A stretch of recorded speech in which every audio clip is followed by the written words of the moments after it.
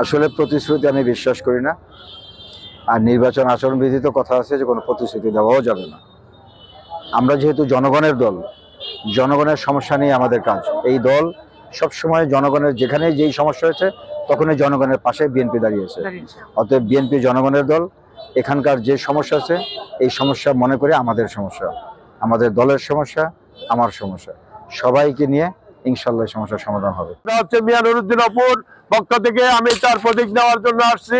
আমরা প্রতীক পেয়েছি এবং আগামীকাল থেকে ইনশাল্লাহ আমরা তার পক্ষে ভোট চাওয়ার জন্য ধানের শীষের সেই লক্ষ্যে আমরা কাজ করে এগিয়ে যাব এবং তাকে ভোটের মাধ্যমে ইনশাল্লাহ প্রমাণ করে দেব।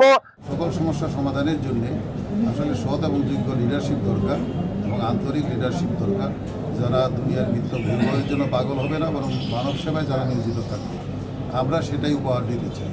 মহিলিত অঞ্চল সর্বোচ্চ 3টা, নড়িয়া থেকে বেশি। সেক্ষেত্রে এই 3 আসনটাকে আপনারা কিভাবে করতে চাচ্ছেন মূলত আপনার নির্বাচনী অঞ্চলটাকে?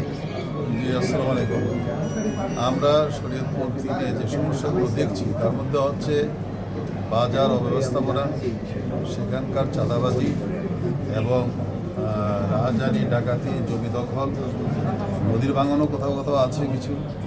এছাড়া হাসপাতালগুলোতে চিকিৎসার অপর্যাপ্ততা, এই সমস্যাগুলো আছে। শিক্ষার মানের ক্ষেত্রেও কিছুটা সমস্যা আছে।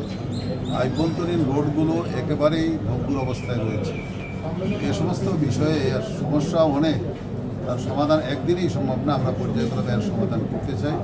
সবচাইতে বড় কথা হলো সকল সমস্যা সমাধানের জন্য আসলে সৎ এবং যোগ্য লিডারশিপ দরকার এবং আন্তরিক লিডারশিপ দরকার, যারা দুনিয়ার মিত্র ভূমির জন্য পাগল হবে না, বরং মানব সেবায় যারা নিয়োজিত থাকবে।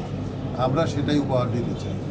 আমরা দুর্নীতিকে, যেটা আমাদের শরীয়তপুর 2-এর দাঁড়িপাল্লার নমিনি বললেন যে আমরা এটাকে জিরো টলারেন্স পর্যায়ে নিয়ে আসতে চাই। আমরা দুর্নীতির পর্যায়ক্রমে উচ্ছেদ চাই। আমরা আসলে বিচার ব্যবস্থাটা আসুক ফিরে, এটা চাই। সেটা সর্বপর্যায়ে একদম লোয়ার লেভেলে, আপনি যদি বলেন একটা থানা, সেখানেও যে তাদের কার্যক্রম, সেক্ষেত্রেও যাতে করে সততা থাকে, সেই বিষয়টা আমরা চাই।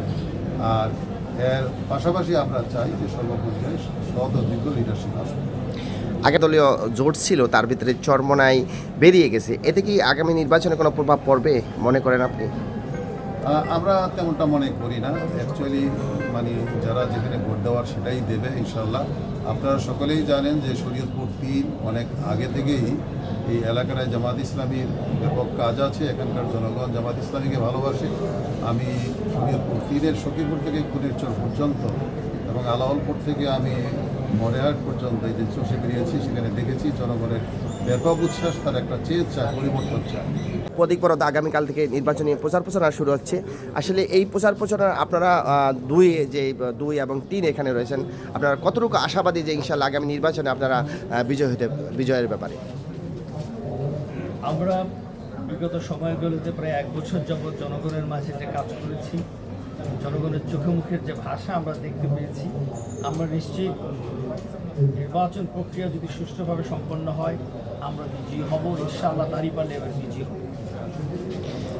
এই ক্ষেত্রে আপনার আশাবাদীতে এদেশের জন্য সবচেয়ে বেশি দরকার হলো দুর্নীতিকে জিরো টলারেন্সে নিয়ে আসা। 2 নম্বর হলো আমাদের নদীমাতৃক এই চরাঞ্চলের জন্য যেটা প্রয়োজন, সেটা হলো নদী শাসনের বিষয়ে বৈজ্ঞানিক পদ্ধতি অবলম্বন এবং যারা অবৈধভাবে বালু উত্তোলন করছে এবং যারা প্রাকৃতিক ভারসাম্য নষ্ট করছে তাদের বিরুদ্ধে জনগণের পদ্ধতিকে প্রতিরোধ করে তুলতে হবে।